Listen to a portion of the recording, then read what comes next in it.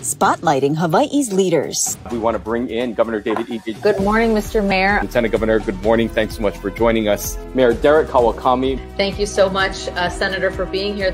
Spotlighting the issues. Where is the virus right now in our community? How much is this overall going to cost the state? How are you responding to the community's concerns? Talk about the level of citations that you guys are writing. Spotlight Hawaii with Yunji Denise and Ryan Kalei Suji on the digital platforms of the Honolulu Star-Advertiser. This episode of Spotlight Hawaii is brought to you by Longstrugs.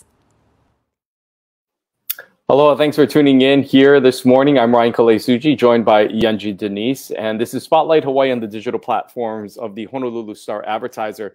This morning, we shine the spotlight on the transportation services here in the city and county of Honolulu. Yes, some exciting things happening, including free Bus Week, which is going to start next week. You can ride for free. Also, some interesting developments with standing up services to rail and all things in between. So we have invited the director of the Honolulu Department of Transportation Services, Roger Morton, along with Deputy Director Jon Nouchi, to join us this morning. Thanks for being here. Welcome, and thanks for having us. Roger, I want to start with you and, of course, free Bus Week making the news, the City Council approving that measure. Tell us what you're hoping to achieve for that, and also just the basics of how we can ride the bus for free. Well, sure. We have had a lot of public transportation has been impacted a lot by COVID, going all the way back to the 2020 timeframe and the March timeframe. Our ridership by design declined from what it was to about 20% of what it was, and that was over just a month period. And of course, at that point, we were telling people to only ride the bus if it was essential, and we continued to provide service to a lot of our essential workers, people working in the hotels, people working in the hospitals, and so on. Well, since then, our ridership has gradually gotten greater and greater, and started to approach where we were before the pandemic. We're now at about 61% of the level of where we were before. 61% means we're at about 115,000 boarding passengers per day on our bus system.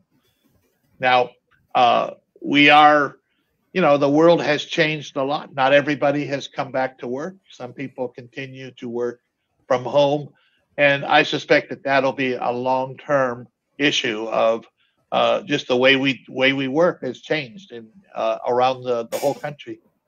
So we're starting our back to school campaign, and we do that pretty much every year. We skipped it for the last couple of years, but it's traditionally the time when we try to make our service changes. We try to get people to understand that we're adding about 75,000 students and staff onto our roadways, beginning. Particularly the crunch happens when our universities and our private schools go back in service. And that's because a lot of the students come from all over the islands, and they're not just all neighborhood impacts, but they're island-wide impacts. So that's why we choose this period. This year, we have decided to welcome back our previous riders, the riders that have stuck with us, and hopefully we can also attract some new riders to public transportation. And we're kicking that off with a campaign to make our system free for bus and for handy van between August 22nd to August 26th. That's when UH goes back into session during that week. Now, in order to take advantage of this benefit, you must have a holo card. And I'm going to ask my Deputy Jon Nouchi to just speak a little bit about the holo cards, but I'll hold it here for you guys first if you have any more questions about where we're at right now in public transportation. Yeah, we'll dive into some of the other specifics, but John, go ahead if you want to share a little bit more about how people can sign up and be a part of this free week. Sure. As Director Morton pointed out, the key to enjoying this free week of transit is going to be this holo card. Holo is our city's gateway to mobility. So holo cards can be used on the bus right now and upcoming in handy van and to access the rail system. And in the future, we'd like to use holo for parking and other uses. But we want everyone on Oahu to have a holo card in their wallet or purse. It's a huge aspiration for us. Paying transit fares with Holo guarantees that our passengers receive the best value through something innovative called fare capping. Now, fare capping ensures that our passengers never pay more for transit than an unlimited ride, day, or monthly pass. When our passengers tap to ride, they accrue spending towards earning a pass for either the day or the calendar month. So Holo will make sure that you never pay more per day or month than the cost of the respective day and monthly passes. And, we do recognize that times are tough, and features like fare capping make it possible to achieve passes, to earn passes through spending. And they really don't require our passengers to pay for passes up front at the beginning of the month. We recognize at the beginning of the month, so many other bills or obligations are due, like rent and utilities and anything else. So it allows our passengers to basically pay every day towards the price of a monthly pass. And when they get there, they can ride free for the rest of the month. Also, using a Holo card is the only way to transfer between routes without extra charge. Every time you tap, you have 2.5 hours after that tap that you pay for to ride freely amongst the system. And more importantly, too, we want to encourage every Holo user, the ones we have now and the new ones that we hope to get, to register their cards online at www.holocard.net to enjoy the full benefits of the card, which include protection against lost cards, passes, and to be able to protect your cash value should you lose your card. Okay, and just to follow up, John, where do I get one? So Holo cards are available throughout the island of Oahu. The easiest place to get an adult Holo card that looks very much like this is at many outlets, which include 7-Eleven stores, Times supermarkets, Foodland, and satellite city halls. Now, if anyone requires a discounted Holo card or a special Holo card that needs some certifications for use, those would be available at the Bus Pass office at Middle Street at the Kalihi Transit Center, or at all satellite city halls, excepting the Ala Moana location. Roger, I want to follow up with this. Obviously, a great program to offer this free service, but it ultimately will also impact the budget of this operation, not getting any revenue coming in. How much of an impact will that have to the budget by offering this free week, essentially? Well, under the ordinance, any type of promotion like this is limited to lost revenue of no more than 5%. And for us, that's about $130,000. But to put that in perspective, if we're successful in attracting more people to the bus, then we will more than get that back. In other words, we're investing for the future. Currently, with our 61% of our ridership, our revenues from passenger fares are down about $20 million a year, and so our expectation is that we will have a continued growing ridership, and that the ridership that grows will more than compensate for the $130,000 that we expect to lose in the 5-day period. And John, I want to ask you this. We always like to bring in viewer questions and comments. Nikki says, I want people who otherwise would drive to start taking the bus. I'm sure that's something that you and Roger both want as well. How do you encourage people to make that transition? Because people, especially, really everywhere, but I would think in Hawaii in particular, are so used to driving in their cars that how do you make that transition or encourage that for people who have the option of both? We've always done a good job of looking at our ridership. And for many years, we've had people who do have a car available to make a trip. But for the reasons that they choose to benefit them, they have taken transit over that. Now, right now, Roger alluded to, we did have a ridership decline, and that probably had we definitely had a lot to do with the pandemic. But, in that time, perhaps people weren't comfortable being with others in a bus, and perhaps they picked up a car. But this is a great time to come back to the bus, or if you've never ridden the bus before, to get back on the bus. We'll find that, the bus is a very economical alternative to our gas prices right now. And if you look at a comparative bus trip versus what it would cost you to do it, to pay for a car, to pay for insurance and all the other associated costs, gas, service, the bus really comes out on top in terms of economy. And a lot of our services are designed for our commuters to really get to the most busy areas of town at the peak hours of the day. And it's a good opportunity for people to try it. You know, nothing ventured, nothing gained. We want to welcome people to the bus. Grab your whole card, come try us on the bus. You know, another thing, go ahead, Roger. And also for those that want to learn how to use the bus, they can go to the website, www.thebus.org, or they can call our customer care line at 848-5555 to get a little bit of tutorial, which bus to take. We have 25 express buses that come into downtown from all parts of the island. Those schedules are available at the bus.org website. And that's what I was going to ask. You know, obviously there is just the convenience factor for many people and the scheduling and time and routes in general. How has that been impacted by the pandemic? Did you have to eliminate routes? What are you seeing in terms of specific people coming into different areas that may have changed over time, and how you are adjusting that based on how many people are actually riding the bus? Roger, we'll let you answer that. Well, this is a good segue to start talking about it. That when we did have the major impact of COVID, we did reduce the number of trips that we were offering to about 90% of what we formerly did. And we're up to about 92% right now. And effective this August 22nd, 21st, we're adding additional services back. We're adding 37 additional express trips back. That'll bring our express trips in the morning to close to 100, and same in the afternoon, close to 100. So those express trips, as John said, you know, they pick up in your community, and once they leave your community, they go express into downtown. If there are HOV lanes or contraflow lanes, they take advantage of those lanes. And so often, you know, I know from the west side, most people during the rush hour can get into town faster on an express bus than they can just driving in regular traffic lanes. Interesting. And, you know, I'm interested in some municipalities around the country during COVID, they've suspended all fares sort of on a permanent basis. Is that something that the city would ever consider? John, let's start with you.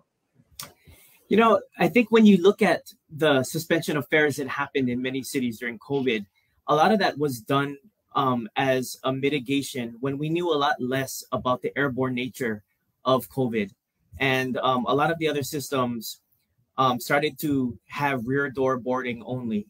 And a lot of the systems that did go towards rear door boarding only, because, you know, there's no fare box at the rear door, a lot of those systems don't have the same ridership and a lot of the same population density that we do here. Although our ridership was depressed because of and following the pandemic, we still experience crowding on our buses through the pandemic, even with just transporting essential workers for essential trips only. And so to that end, I don't think operationally that would have worked for us during the pandemic to have that same ridership and density being transported through the same door. But to that end, a lot of the other agencies that have done that as a mitigation for COVID have ceased doing that. And some have also admittedly stayed with a fare-free program going on into the future.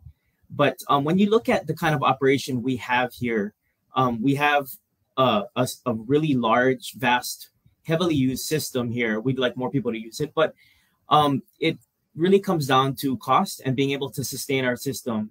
And going fare-free would likely reverberate in our system, and we would have to take a look at all the different services we run and the lost revenue that we would experience because of that. You know, John had mentioned earlier that this holo card would not only cover, of course, the bus system, but potentially, and in the future, looking down the line, at rail as well. Roger, how are you as a department preparing for that with the functionality of this card to be able to service that? And what has been some of the preliminary steps in preparation for ridership that could, knock on wood, maybe begin at the end of this year for some routes on the rail? Well, first, in terms of the holo card, it will be required to have a holo card to ride rail. The gates are automated. You have to use a card to open the gates on them. Those systems have been installed and they're being tested right now as we speak. And for folks that do arrive at a rail station, there will be vending equipment there that you can purchase a holo card if you don't have one. Now, clearly, we want our folks to get a holo card and keep it for 4 or 5 years, because that's how long the cards will last. So we discourage, the single purchase of a holo card. And for that reason, we normally charge $2 to get a holo card. Exciting this week, we are starting on Monday, the 15th, until the 26th, that we're going to also suspend our charge of $2 for holo cards. So as John had said earlier, this is the time to get a holo card in your hands. We want all of our residents to get holo cards, and we see a future for that. Now, talking a little more about the rail and how this is going to work, everyone should understand that our partner in this is Hitachi, who is responsible for hiring the people to run the rail, hiring the people to maintain the rail. We at DTS have staffed up for rail, particularly in areas such as track work, safety and security, and those things. And those are our staffing for that. As we get mature, will be about 40 or 50 people, and that'll include station maintenance and also safety and security for that. And I'd like to speak a little bit about safety and security, if I can.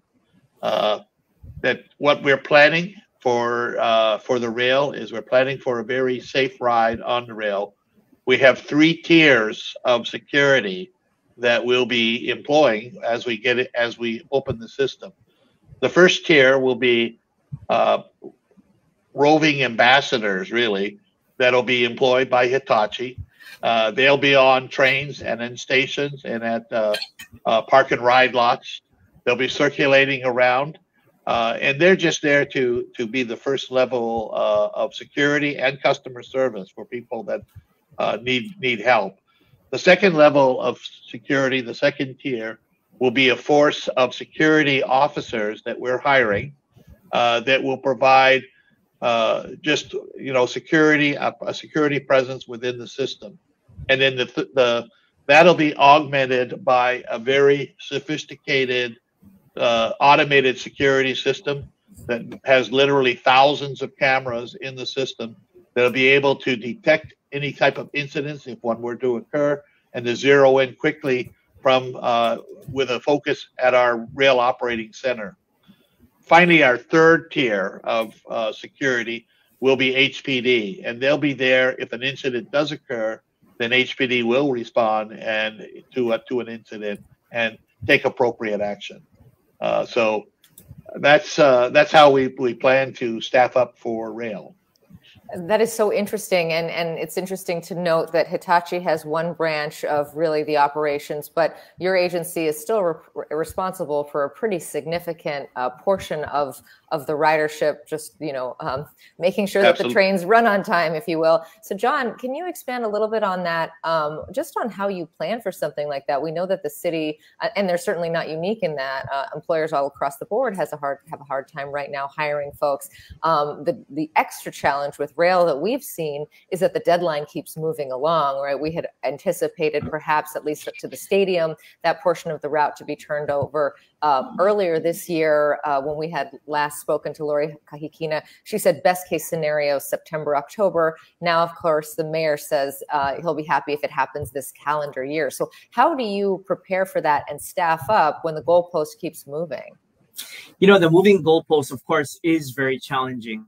However, we take a lot of comfort in the fact that DTS, we're tasked with operating a safe operating rail system. And we are very well partnered with HART to deliver to us with Hitachi a completely safe functioning rail system. And we will not accept the operations until that day has come. So while we would love to open rail as soon as we can, we want to make sure that with our federal partners and our state safety partners, that everything is very well safety certified and ready to go. And when you look at that, rail is but one piece of our multimodal operation. The amount of labor we have working at rail is a workforce of, say, maybe less than 200 people. Whereas on the bus side and our complementary paratransit handy van, we actually have 2,000 people working on that side. So the coordination of all these modes to bring together and have one system operated and with city oversight is a really large management effort. And, you know, we are, like everywhere else, we are looking for good workers to come and drive our city buses, our handy vans, to work in our shops, to work in Hitachi shops to maintain and operate rail. And looking for that opening date, as you say, the goalpost keeps moving. We also have a whole bunch of complementary bus services that will actually connect to the new rail system when open. And we cannot wait to pull the trigger for that and introduce new neighborhoods and existing neighborhoods to the rail system, to just be able to harvest all those people who, you know, on a bus trip and connect them to rail. Yeah, and John, just to follow up on that, that was going to be my next question. How are those routes going to change? So say it does happen by the end of the year, and, you know, riders can go from, you know, Kapolei, say, to Aloha Stadium. Does that change the bus route at all? Are you going to be making any modifications to the overall scheduling of what people normally would take to encourage people to ride the rail instead of a bus line that goes there? And how adjustments will be made to staff up to ensure that those who are getting off at Aloha Stadium then have some sort of connection to other parts of the island? I think the most important link that we're going to be introducing upon the opening of rail is we will have a very rapid express, a lot of freeway travel on it, a route that connects the ends of rail at the Kalawao Pro Ridge Station and the Halava Aloha Stadium Station. We're going to have a bus that connects at those two stations, takes people on the freeway to downtown Chinatown, Ala Moana, and UH Manoa, making very few stops along the way so that we can express people across our city. And that takes care of the portion of rail that has yet to be built, everything that is east of Aloha Stadium. So people can board the rail in Kapolei and all the cities along that way, the new neighborhood of Ho'opili, Waipahu, Pearl City, Aiea, and then hop on a bus at the end of the lines there. In addition to the services that we have that bring people down from the ridges and valleys that connect to the different rail stations, the first 9 stations that we will open with our interim opening. Okay, and Roger, you know, John talked about how the Holo card is really the gateway to all transportation. Let's talk a little bit about cost. Do we know what it's going to cost to ride the rail? And also, John had explained that whole fare capping system. Will that work in tandem, or do you have a separate fare system for rail? How does that actually work? No, we're looking at having an integrated fare system. So we treat rail as if it was just another bus line. If you tap on a bus to get to rail, you can transfer to rail for free within a 2.5-hour time period. If you ride rail into town and hop on a bus in town, again, the transfer is free if it is within 2.5 hours. If you earn a day pass, then the rest of your transit riding for the day is free. So we're going to treat rail just as if it was an integrated part of our multimodal transportation system and not a standalone thing. We're also making some ordinance changes that we hope to have by January 1st that will allow our handy van community, if they want to take a handy van to a rail station, that they'll also be afforded the same option to transfer to the rail system, and just like anybody else. One other one that in terms of linking our system, one of the changes that we're going to start making in August is that we are going to be implementing a new route in August that we're calling our Campus Connector. And that's a route that's designed to connect some of our schools, some of them, the ones that are Mauka of H1, and some of our other independent schools and public schools, so that we can have a good connection between our express bus system and the schools. And we're doing that because you had brought on the difficulty of finding labor, and both our public school systems and our private school systems are finding it hard to have school bus drivers. And so both the DOE and the independent schools have reached out, and we're going to try to do it. Now, when we open rail, we're planning to extend that peak time campus connector to our stadium or Pearl Ridge station, so that we'll provide a very fast additional express trip into town, and then a very quick connection to our schools, because our students and our youth are an important part of our ridership on our public transportation system. Well, we're almost out of time, but before we go, I want to just allow you folks an opportunity to have one last message to the public. Jon, we'll start off with you. What is your message out there for those riders or maybe non-riders who really never saw themselves riding the bus? What is your message to them to encourage them to not only get on the bus, but participate in this program? You know, I've been a lifelong transit rider. My grandparents took me on the bus. My parents took me on the bus. I kind of grew up riding the bus. And I think there's a very specific part of our population that has a real nostalgia for our yellow, orange, brown branded buses that operate throughout all parts of this island. I think, you know, it's real easy for everybody to remember how it was like to ride the bus. And for those people, if you haven't been on a bus in a while, you don't know what you're missing out on. Right now, it's super hot outside. Inside our buses, it's super cool right now. We have a lot of technology now that show you where our buses are in real time. So you're not standing on the street corner wondering where your bus is. You can see where it is on a map. You can plot out your trip. You know exactly how long it's going to take. We have a lot more technology on board our buses now. And so for those of you who haven't ever ridden a bus in Honolulu, hey, you don't know what you're missing out on. Get your whole card. Come ride with us free. You got nothing to pay, nothing to lose. That's great. August 22 to August 26. Roger will give you the last word. Okay, so one thing that I want to encourage everybody is the bus is part of our climate action program as well. We are committed to electrifying our fleet. We have 17 electric buses, and if you haven't ridden them, they're even better than the ones Jon's described. We're committed to expanding our system to be electric by 2035. And it's part, you know, the more folks that take public transportation, the more folks that consider all different alternative modes, whether that be carpooling or some of the microtransit opportunities like Beaky or electric mopeds. All of those can help our island meet our emission and our greenhouse gas reduction goals. So I just, you know, I've been with the bus for many, many years. And would very much like to see the bus, which, you know, it's a local institution just in and of itself.